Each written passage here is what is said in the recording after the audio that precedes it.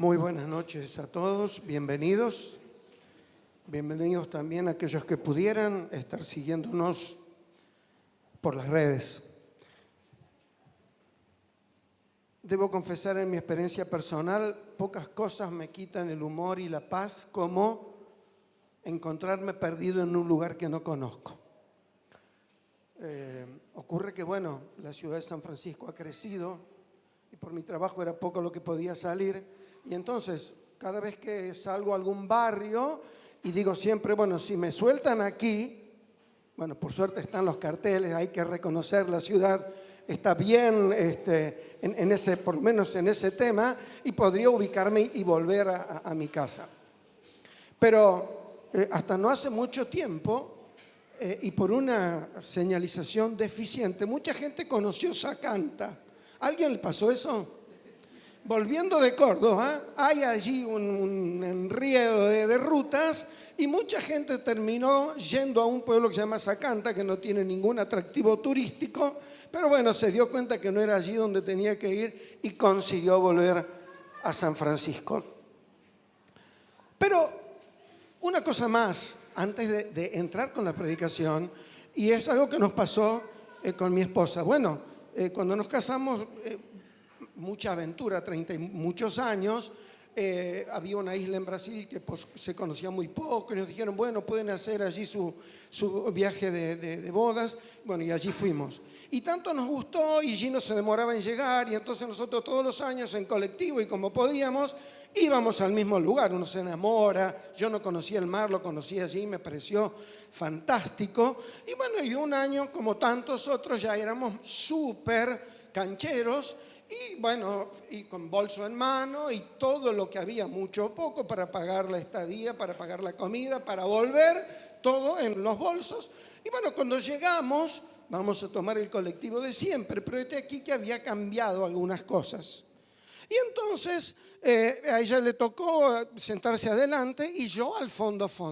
Yo confiando que ella veía lo que ocurría y ella confiando en que yo desde atrás tenía dominada la situación. Fue bajándose gente, llegó que quedaban 2 o 3 personas y el motorista o el conductor dice en un portugués muy cerradito, se termina y este colectivo ya no vuelve a la ciudad. Si ustedes hubieran visto el lugar donde quedamos,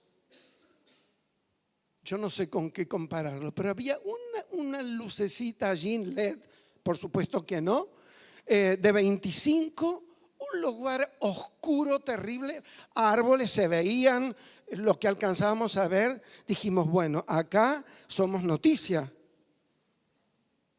Llevábamos una idea de lo que era el lugar y yo siempre intentando poner alguna palabra en portugués, veo una viejita que se arrima a una pequeña garita que no había nadie.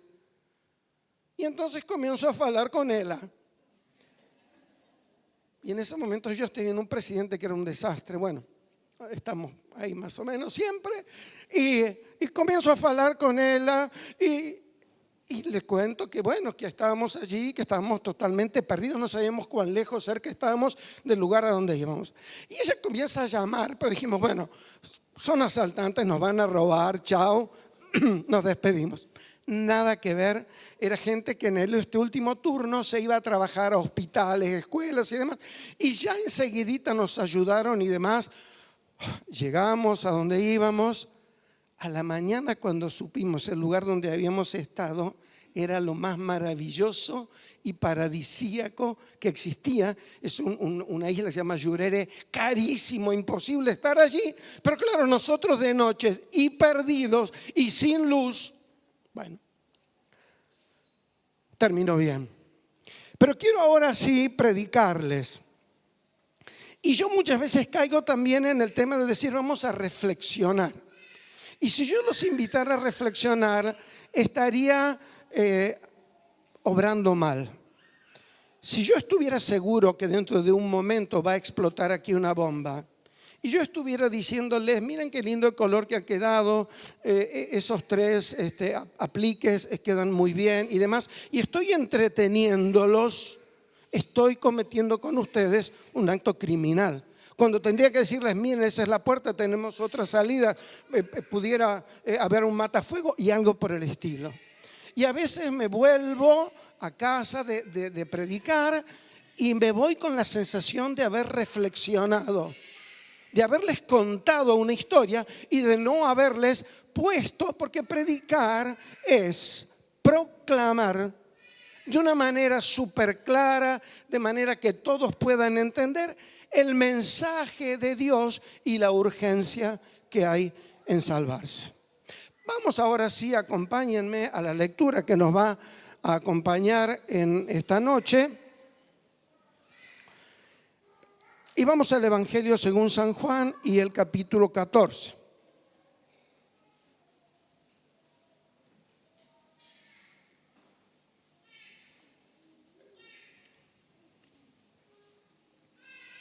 Está hablando Jesús y dice, no se turbe vuestro corazón, creéis en Dios, creed también en mí. En la casa de mi Padre muchas moradas hay, si así no fuera, yo os lo hubiera dicho. Voy pues a preparar lugar para vosotros, y si me fuere y os prepararé lugar, vendré otra vez y os tomaré a mí mismo para que donde yo estoy, vosotros también estéis. Y sabéis a dónde voy y sabéis el camino. Le dijo Tomás, Señor, no sabemos a dónde vas. ¿Cómo pues podemos saber el camino? Jesús le dijo, yo soy el camino y la verdad y la vida. Nadie viene al Padre sino por mí. Vamos a ubicarnos en el momento en el que el Señor dice estas palabras. Momentos antes, el Señor ha lavado los pies de sus discípulos y un poquitito antes les ha vuelto a recordar que Él va a ser entregado y muerto, crucificado, y que Él se va a ir, pero ellos en sus corazones quieren no entender, prefieren hacer como que no están escuchando lo que Él les dice. Pero de pronto toma un lebrillo, una toalla y en medio de la cena comienza a lavar los pies de sus discípulos en señal de humildad que ellos deben imitar luego. Y en medio de esa cena habla de que alguien va a traicionarlo y ese es Judas. Y habla también de que alguien va a negarlo y ese es Pedro. Y entonces no es para menos que estos discípulos que él había juntado y elegido estuvieran turbados.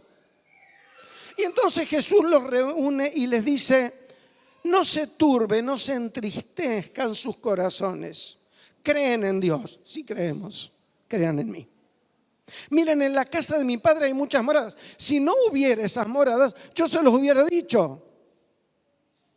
Pero como hay, les digo, voy y vuelvo y los voy a llevar para que donde yo estoy, ustedes también estén conmigo. Y está Judas, entre muchos, está Tomás, entre otros. Y dice, Señor, una pregunta, ¿cuál? ¿No sabemos a dónde vas? ¿Cómo pues podemos saber el camino? Y entonces el Señor dice esta frase que es preciosa y dice, Jesús le dijo, en este caso a Tomás, yo soy el camino y la verdad y la vida. Nadie viene al Padre sino por mí. ¿Por qué el Señor dijo, yo soy el camino? ¿Qué es un camino? ¿Qué era un camino? Un camino era un lugar hollado, pisado, con los pies, aparejado, preparado para luego ser transitado. Todo camino tiene un origen, donde arranca, donde empieza, un trayecto por donde se puede transitar y un destino que es el lugar a donde uno puede llegar. Soy súper ansioso, ustedes ya se dan cuenta. Y cada vez que puedo recorrer algún lugar de este país que amo, digo, qué bendición que haya habido personas visionarias y pacientes para ejecutar esta red de rutas y caminos que nos permiten llegar a tantos lugares. Cuando ustedes van a las sierras de Córdoba, entre otros lugares, y ven caminos y dicen, ¿a quién se le ocurrió hacerlo? Por suerte que a alguien se le ocurrió hacerlo. ¿Y cómo lo hizo? Lo hizo con sacrificio y lo hizo con un propósito de que las personas pudieran desde un lugar llegar hasta otro lugar. ¿Qué no es un camino? Bueno, hay caminos que son más pequeños, son las sendas, y ahora ustedes conocen las bicisendas, las sendas peatonales y demás. Pero, ¿qué no es un camino? Uno a veces confunde y cree que porque tiene la cartografía o esos libritos que antiguamente se compraban en las estaciones de servicio o te sabían regalar, donde uno tenía diagramados los lugares. Y con líneas estaban unidas las distintas ciudades, números de rutas y demás. Pero eso no era el camino. Era solamente un dibujo expresado sobre un papel que ayudaba y ayudaba mucho. Hoy tenemos los GPS. Ustedes que los entienden muchísimo son seguramente de gran ayuda, pero ese no es el camino tampoco. Hoy existen los drones que pueden ubicar, moverse, hacer lo que ustedes no se imaginan, ni yo tampoco, pero ellos tampoco son el camino. El camino es la tierra. Luego le pueden poner asfalto, concreto, lo que sea, pero camino es eso.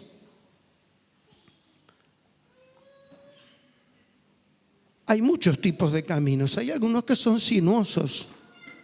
Las altas cumbres, quien lo ha podido hacer, saben que son caminos bellísimos, pero que tienen determinados riesgos. Hay caminos que a veces tienen, y por suerte, un cartelito que dice camino sin salida. No se metan porque no van a llegar a ningún lado.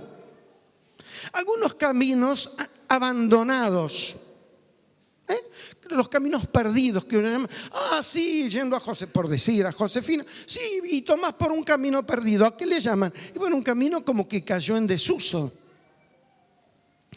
No sé si a ustedes les ocurre que hay caminos que son por demás conocidos. Bueno, por casi 40 años hemos hecho un recorrido, menos seguramente, desde mi casa hasta mi lugar de trabajo, como hacen ustedes, ni más ni menos. Hay días en los que yo llegaba y no me acordaba por qué esquina había pasado, por qué camino vine. ¿Por qué? Porque uno está tan mentalizado, el cerebro está tan preparado, de manera que usted hace automáticamente un camino.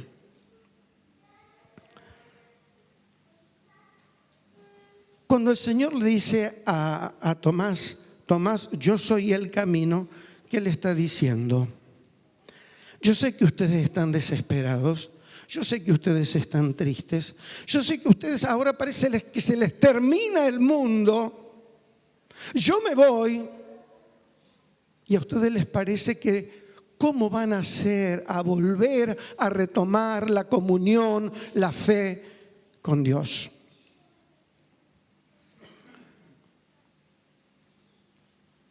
Y saben que en el mundo actual las cosas no han cambiado tanto. Ellos eran 11, pero el mundo no cambió tanto. Los países que se dicen del primer mundo y que parecen tener todo y tienen la bendición de tener un buen pasar económico, están muertos de la soledad, están aburridos de la vida, tienen temor a las guerras, a las enfermedades, a las pandemias.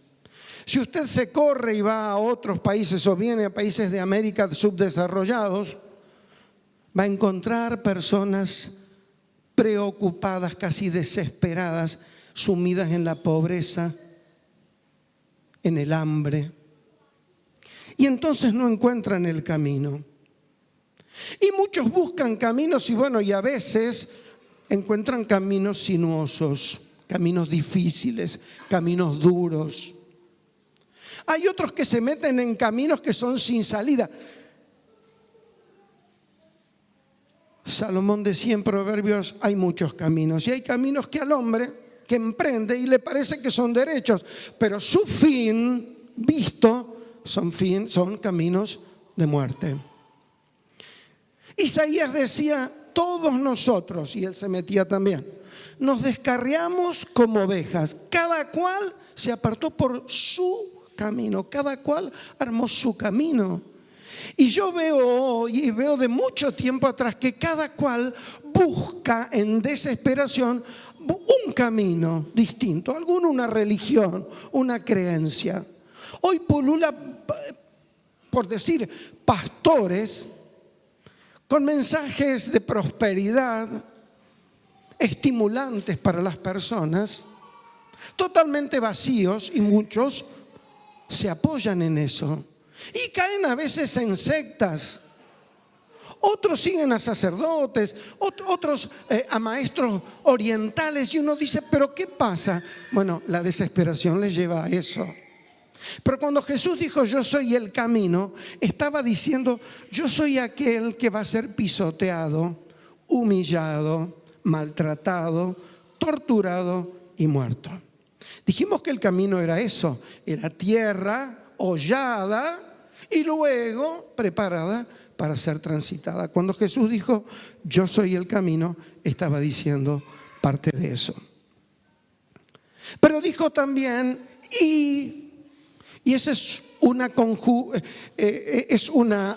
función gramatical copulativa que junta dos cosas. No solo el camino, sino la verdad. Y la verdad es la coincidencia de lo que yo pienso, de lo que siento y de lo que digo. Eso es verdad.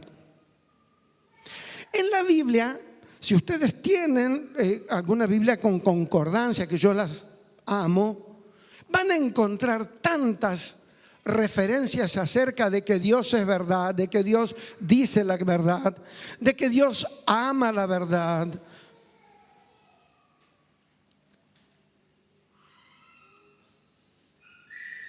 Y yo me parece que estos muchachos están confundidos.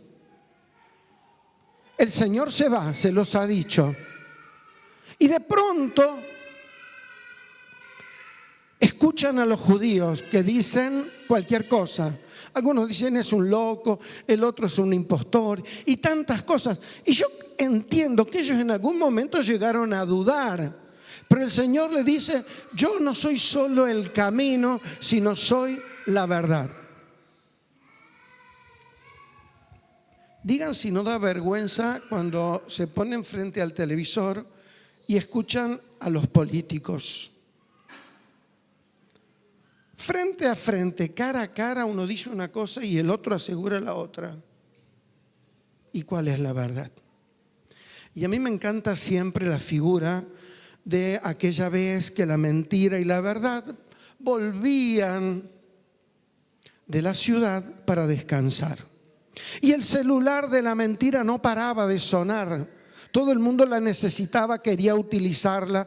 Pero dice la mentira, a la verdad, te invito a cenar. Vayamos a un lugar y cenamos y podemos hablar tranquilos. A la verdad, nadie la necesitaba, nadie la había usado. Estaba casi desocupada.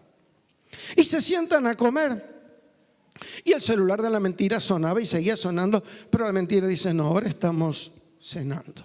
Y pasa el rato, y llega el mozo y dice, perdonen, pero es hora de cerrar. Y salta la mentira y dice, claro, justamente lo que yo estoy necesitando es que me traiga el vuelto. Y dice el mozo, pero en ningún momento me han pagado, ustedes están confundidos, pero algo pasó. Y dice la mentira, pero esto no puede ser, tráiganlo al dueño.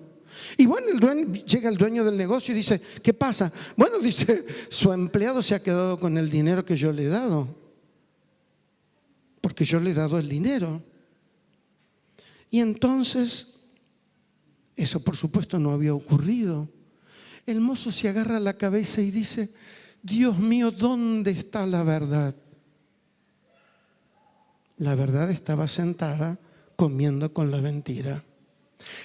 La verdad que usamos humanamente es eso. Hay verdades que son absolutas. Decir 2 más 2 es 4. Sol es una palabra que tiene 3 letras. Esa es una verdad humanamente absoluta. Hay otras que son relativas. Si yo digo, para veranear no hay como las sierras, para mí. Otro dice, yo ni loco, prefiero quedarme en mi casa. Para mí las vacaciones son en mi casa. Otro dice, no, a mí me gusta el mar o lo que pudiera ser. Es relativo. Alguien dice, para mí no hay temporada o estación como la primavera. Y el alérgico salta y dice, te la regalo. Para vos es la mejor, no lo es para mí. Jesús podía afirmar que Él era la verdad. Pero no solo dice, yo soy el camino y la verdad, sino dice, y la vida. Qué hermoso cuando llegan los bebés. Qué ternura inspiran, qué cosa increíble, qué cosa maravillosa la obra de Dios cuando un bebé va a llegar a la familia. Y la mamá tiene el placer de ya sentirlo en sus entrañas antes de conocerlo, antes de poder palparlo, antes de poder escuchar su llanto. Y nace y todo el mundo es feliz, los abuelos, los tíos, los papás. Pero desde ese mismo momento comienza una lucha encarnizada y silenciosa contra la muerte. Porque ese niño se puede enfermar. Entonces los papás no duermen por miedo a que le dé la muerte de la cuna. Que lo dejan, el chiquito está bien y al rato van y ya no está muerto. Y hay muchísimas enfermedades y cada vez más y cada vez peores y cada vez más agresivas. Y esto que en un momento fue hermoso pasa a ser un temor permanente en la vida de los padres, de los abuelos, que oran, que piden y que temen por la vida de sus hijos. ¿Por qué Jesús le dijo a estos muchachos, yo soy la vida? ¿Y por qué tenían miedo? ¿Por qué? Porque a Jesús lo querían matar y lo querían matar también a Lázaro. ¿Se acuerdan cuando Jesús resucitó a Lázaro? Muchos creyeron por eso. Porque una multitud terriblemente importante había visto con sus ojos cómo el Señor había llamado a alguien que hacía 4 días estaba dentro de una tumba. Y lo vieron salir y vieron que salió envuelto en las vendas y que Dios dio la orden, Jesús dio la orden y que Lázaro resucitó. Y claro, ese era un testigo viviente y había que desaparecerlo porque por él muchos habían creído en Cristo. Y entonces querían no solo desaparecer a Jesús de la escena, sino también a Lázaro. ¿Y por qué no a ellos? Y eso ocurrió, porque después de la muerte de Jesús comenzó una persecución. Entonces cuando dice yo soy la vida, les está diciendo de alguna manera, no tengan miedo a la muerte.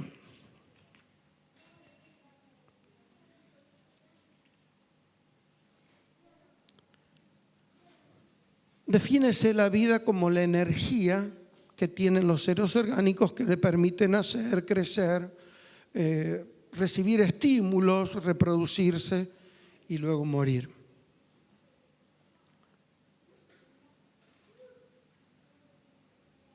Quisiera ir terminando para decir, en tiempos difíciles, en momentos de desesperación, en momentos de desazón, en momentos de dudas, en momentos de miedos, en momentos de no sé qué hacer, tienen que llegar a nuestros oídos las palabras de Jesús. No se turbe vuestro corazón. Ustedes creen en Dios, claro que creen. ¿Todos creen en Dios? La Biblia dice que quien no cree en Dios es un necio. Pues solamente con mirar todo lo creado, suficiente motivo hay como para creer que lo hay. Jesús le dice, ustedes creen en Dios, pues crean en mí. Y crean que hay moradas que yo iré a preparar para ustedes y voy a volver por ustedes.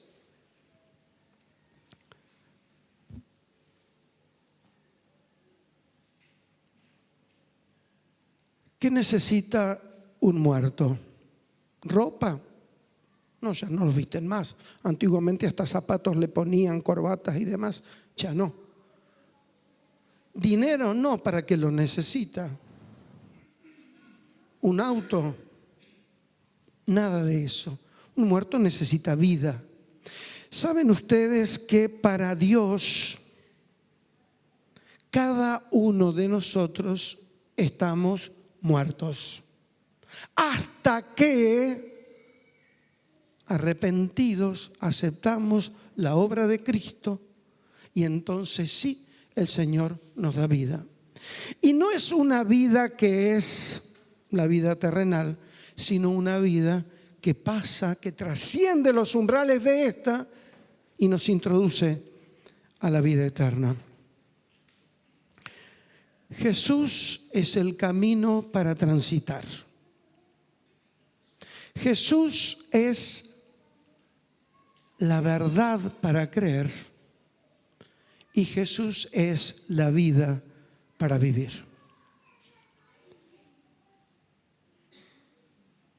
Quiero preguntarte cómo está tu relación con Dios. Quiero decirte que la Biblia dice que por cuanto todos hemos pecado, estamos todos destituidos, alejados de la gloria de Dios. Y que todos necesitamos arrepentirnos de nuestros pecados. Vuelvo a decir, ahora está muy de moda la predicación de la prosperidad. Dios te rebendice, te da, te reda. No hay problema, no, nada es problema. Dale que va. No es así. ¿Se acuerdan del Evangelio en miniatura? De tal manera amó Dios al mundo que le regaló a su único hijo. ¿Para qué? Para que todo aquel que en él cree no se pierda. Vale decir que está la posibilidad de perderse. Por eso decía que reflexionar no es suficiente. Es importante predicar. Si no te arrepentís, estás perdido y estás perdido eternamente.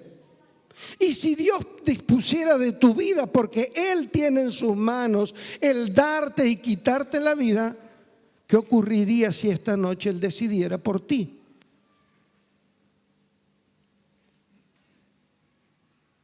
Para que todo aquel que en Él cree no se pierda, sino tenga vida eterna. Quiero preguntarte, ¿te has arrepentido de tus pecados?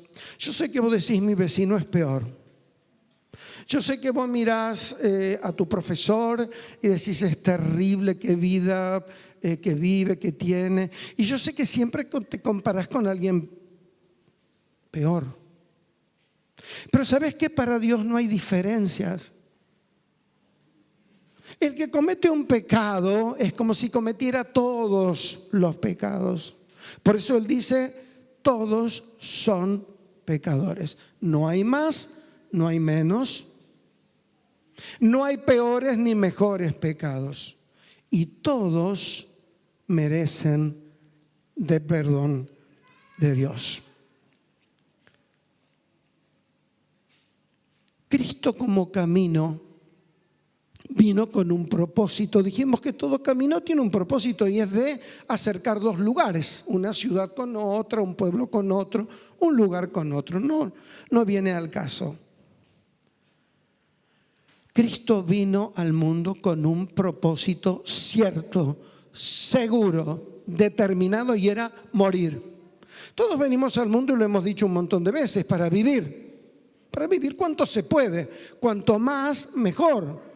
Y si bien, cuánto mejor. Vivir mucho y bien, cuánto mejor. Pero Cristo vino sabiendo que venía a morir. Y que esa era la voluntad de Dios y que era nuestra necesidad. Vos y yo necesitábamos que Jesús no se bajara de la cruz, pudiendo hacerlo. Que no se dejara aprender o detener. Bien podría haberlo hecho, pero no lo hizo. ¿Por qué? Porque su propósito y la voluntad de Dios era que Él pudiera morir por nosotros. Murió por vos, murió por mí. Yo el peor de los pecadores, vos quizá un poco menos, no importa. Cierro diciéndote, hoy es la oportunidad. Es tu oportunidad. Si ya arreglaste tus cuentas con Dios, si ya entendiste y reconociste en tu corazón que lo ofendiste no una, 10, 20, 100 y muchas más veces, es motivo suficiente como para que puedas arrepentirte y aceptar el regalo de la salvación. Dios no quiere buenas obras, no las necesita, no necesita dinero, es dueño del mundo, el oro y la plata, todo es de Él. Quiere tu corazón, quiere tu corazón arrepentido, quiere tu corazón que haya entendido que necesita de la salvación que Él te ofrece. Decir mañana es despreciar un regalo. ¿Alguien te llevó alguna vez un regalo y me dijiste, no me lo des hoy, me lo das mañana, me lo das el año que viene? No me parece bueno. Menos cuando lo que te regalan es la vida de un inocente. Dios estaba poniendo a tu alcance la sangre de Jesucristo. Puedes rechazarlo. Dios no obliga, Dios no exige. Dios te pregunta, Dios te invita y vos decidís. ¿Cuál es tu decisión? Oramos. Padre, gracias por habernos permitido en esta noche acercarnos a tu presencia, cantar y luego abrir tu palabra y poder de alguna manera anunciar el Evangelio. Que la obra que no sabemos hacer nosotros ni podemos hacer la haga tu Espíritu. Que toque el corazón de alguien que todavía no te aceptó como Salvador y pueda encontrar en esta noche en Jesús un camino para transitar, una vida para vivir y una verdad para creer. Que nos acompañes ahora que nos vamos a retirar a nuestros hogares. Que estés con cada uno de nosotros. Que tu mano de bendición repose sobre cada una de nuestras familias, sobre cada uno de nuestros trabajos.